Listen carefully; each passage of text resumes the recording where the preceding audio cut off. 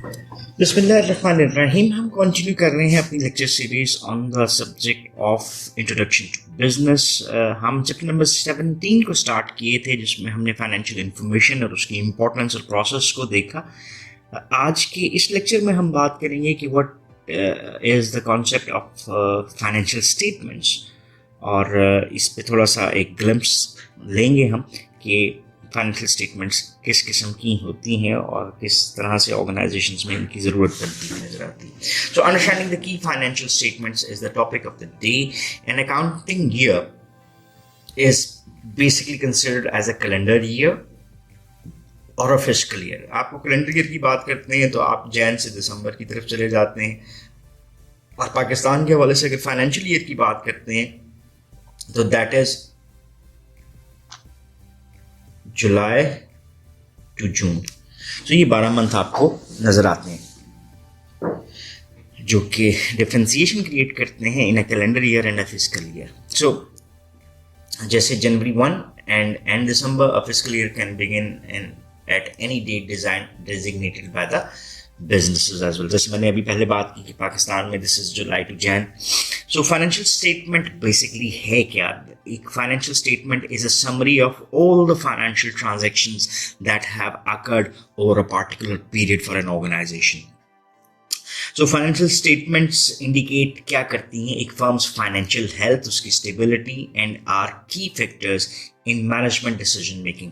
अगर किसी फर्म की फाइनेंशियल स्टेटमेंट्स अच्छी पिक्चर नहीं दे रही होती तो फर्म को बंद करने के फैसले किए जा सकते हैं, नई इन्वेस्टमेंट्स के डिसीजंस किए जा सकते हैं, डाइवर्सिफाई करने के फैसले किए जा सकते हैं। सो ओवरऑल जो कंपनी की डिसीजन मेकिंग है वो बहुत हद तक उसकी फाइनेंशियल हेल्थ के ऊपर डिपेंड करती है, और वो फाइनेंशियल हेल्थ कैसे नजर आएगी जब हम फाइनेंशियल स्टेटमेंट्स क्रिएट करते हैं। So that's why stock holders, जैसे हमने ओनर ऑफ द फर्म की बात की, जो बॉन्ड होल्डर्स हैं या शेयर होल्डर्स कह लें, बैंक्स आपके हो गए, labour unions, employees, internal resource services are all interested in a firm's financial statement.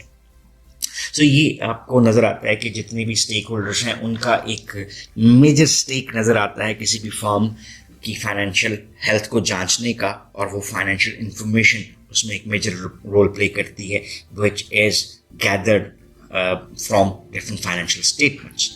So key financial statements of a business जो हमें नजर आती हैं, वो पहली है बैलेंस शीट, दूसरी है इनकम स्टेटमेंट, और तीसरी बनती है that is the statement of the cash flow. एक जनरल अंडरस्टैंडिंग डेवलप करते हैं। ये क्या बैलेंस शीट क्या है? ये रिपोर्ट करती है firm's financial conditions on a specific date. उसकी बैलेंस शीट क्या शो कर रही है? किसी भी फर्म की financial condition on a specific date. Income statement क्या शो करती है? That summarizes revenues, cost of goods and expenses for a specific period and highlights the total profits or loss the firm experienced during that period. So अगर हम सादा लफ्ज़ों में बात करें तो इनकम स्टेटमेंट कंपनी की इनकम को शो कर रही होती है, और इनकम आपकी कैसे आती है कि आपके तमाम एक्सपेंसेस, जो एक्सपेंडिचर्स हैं, उसको हम लेस कर दें आपकी अर्निंग में से। तो ये मैंने एक सिंपलेस्ट फॉर्म बता दी कि एक फर्म किस हद तक प्रॉफिट में है या लॉस में आपको जाती हुई नजर आती है during a that specific period, जिसके लिए आप इनकम स्टेटमेंट जनरेट करते हैं। Then statement of the cash flow, ये थर्ड स्टेटमेंट है, which provides a summary of money. Money के दो आपको चीजें नजर आती हैं। मनी हैव एन इनसोर्सिंग, ठीक है, या हम जैसे हम बात करते हैं कंपनी के पास पैसा कहाँ से आ रहा है, इसको हम इनसोर्स या इनफ्लो कह देते हैं। और जब आप पैसा एक्सपेंस कर रहे हैं तो किसी को अदायगी करते हैं तो ये क्या कहलाता है? Outflow. So statement of cash flow basically inflow और आउटफ्लो ही बताती हुई आपको नजर आती है। That is provides a summary of money coming into and going out of the firm. So it tracks a company's cash receipts and cash payments. So differences among the financial statement जो है वो हम अगर इसको summarise करना चाहें तो हम ये कह सकते हैं the balance sheet details what the company owns and owes on a certain day.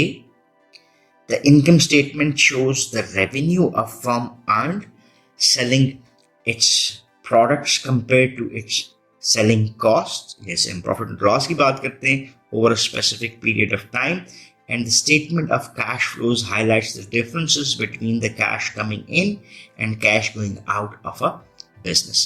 To fully understand, हमें थोड़ा सा ज़रा डिटेल में देखना पड़ता है, लेकिन डिटेल जितनी ज़्यादा है वो हमारे इस कोर्स के कॉन्टेक्स्ट से थोड़ा सा बाहर है. By remembering it that we are understanding the subject of introduction to business. जब आप फाइनेंशियल मैनेजमेंट का कोर्स पढ़ते हैं, आप फाइनेंशियल अकाउंटिंग का कोर्स पढ़ते हैं, तो उसमें फाइनेंशियल मैनेजमेंट के डिफरेंट कॉन्सेप्ट्स, रेशोज, उनकी इन्वॉल्वमेंट, और फाइनेंशियल अकाउंटिंग में different types of accounting statements जो बनती हैं उसकी इन डेप्थ नॉलेज आप देख लेते हैं.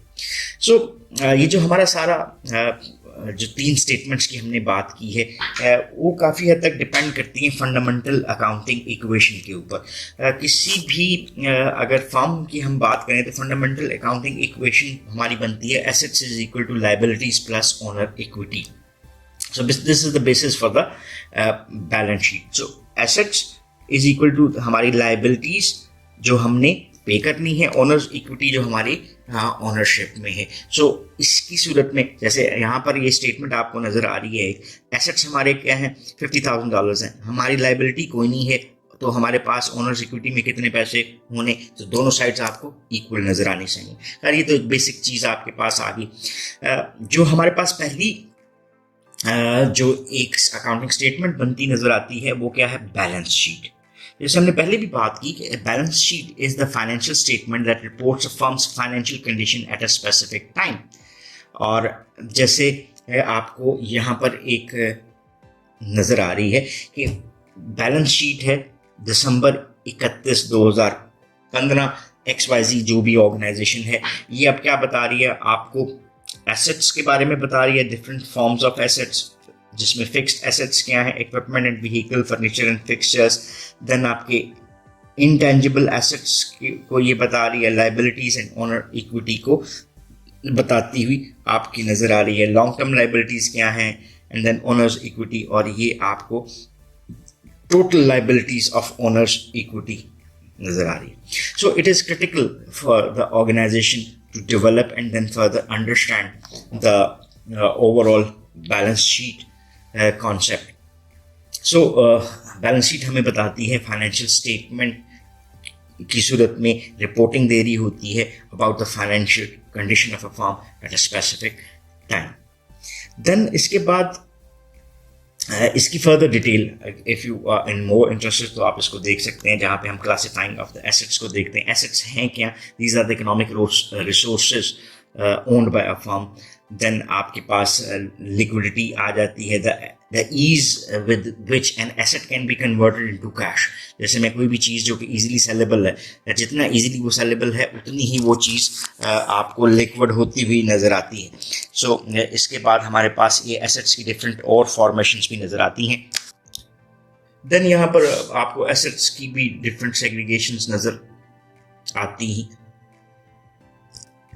देन आपको एसेट्स की डिफरेंट सेग्रीगेशंस भी नज़र आती हैं, लाइक करंट एसेट्स हैं, आपके फिक्स एसेट्स हैं, इंटेंजिबल एसेट्स हैं. देन आपको लायबिलिटीज़ नज़र आती हैं, जैसे हमने वो फार्मूला भी देखा था, liabilities and owner equities accounts किस तरह से बनते हैं, जिसमें आपके पास 3 कैटेगरीज हैं, अकाउंट पेबल्स हैं, नोट्स पेबल हैं और बॉन्ड्स पेबल हैं. पेबल वो जो कि हमने पे करना होता है, ये हमारे पास एक लायबिलिटी होती है बिजनेस की, जो कि बिजनेस ने किसी को पे करनी है. फिर ये पेबल्स और लायबिलिटीज़ टाइम फ्रेम में डिफर कर सकती हैं, कुछ शॉर्ट टर्म्स की होती हैं, कुछ लॉन्ग टर्म की होती हैं. एंड देन ओनर इक्विटी, जैसे हमने पहले भी बात की कि ओनर इक्विटी क्या है, ओनर्स ओन, जो कि वो होल्ड कर रहा है, that is the amount of the business that belongs to the owners. So आपकी minus any liabilities of the business, जैसे हमने फॉर्मूला में देखा था. सो इसको हम यहाँ पर ख़त्म करते हैं. नेक्स्ट हम बात करते हैं किसकी, that is the income statement. That is the financial statement that shows a firms bottom line, that is the profit after cost, expenses and taxes. आपकी 3 कैटेगरीज नजर आ रही हैं, एक तो आप जो कॉस्ट पेयर करते हो, दूसरी वो आप एक्सपेंस जो कर रहे हो, और जो आप टैक्स पे करते हो. इसको पे करने के बाद आपका प्रॉफिट पाए कितनी बनती है, ये आपको शो करेगा इनकम स्टेटमेंट.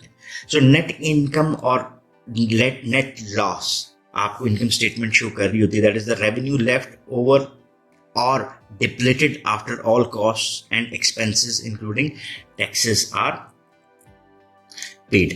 So ये आपको एक इनकम स्टेटमेंट नजर आ रही है फॉर द ईयर एंडेड दिसंबर 31/2015, जहां पे जैसे रेवेन्यूज, पहली चीज क्या आ गई, दैट इज द रेवेन्यूज।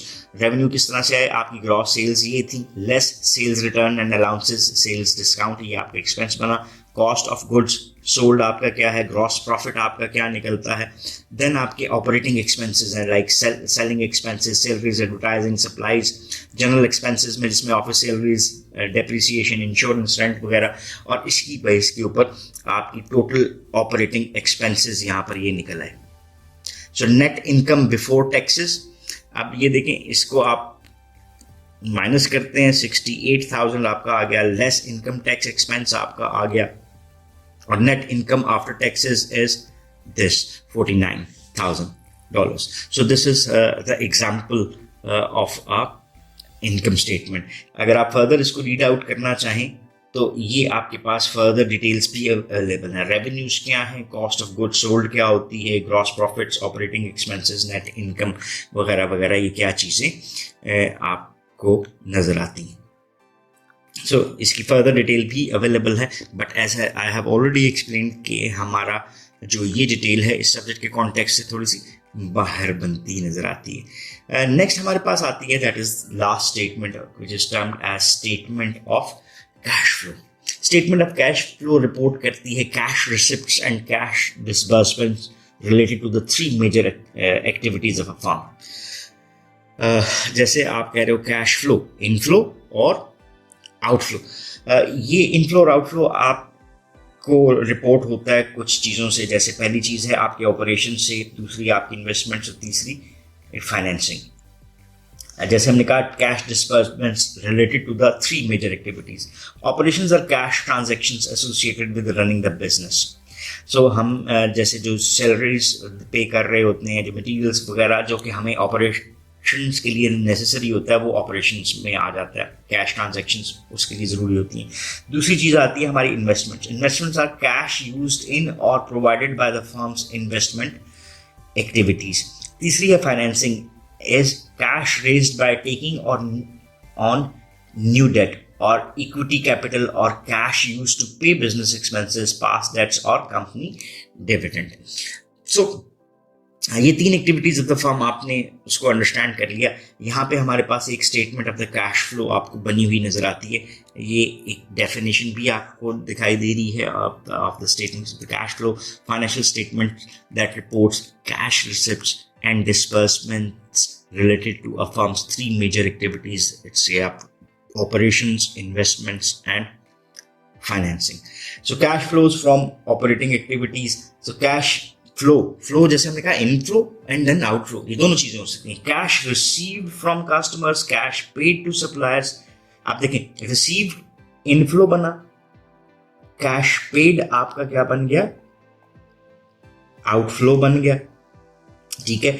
इसके बाद इंटरेस्ट पेड आउटफ्लो बन गया, इनकम टैक्स पेड आउटफ्लो बन गया, इंटरेस्ट एंड डिविडेंड रिसीव्ड आपका इनफ्लो बन गया। So net cash provided by operating activities, ये आपके सामने आ गया। Cash flows from investing activities, then cash flow from financing activities, ये आपकी सारी वो कैटेगरीज भी नज़र आती हैं।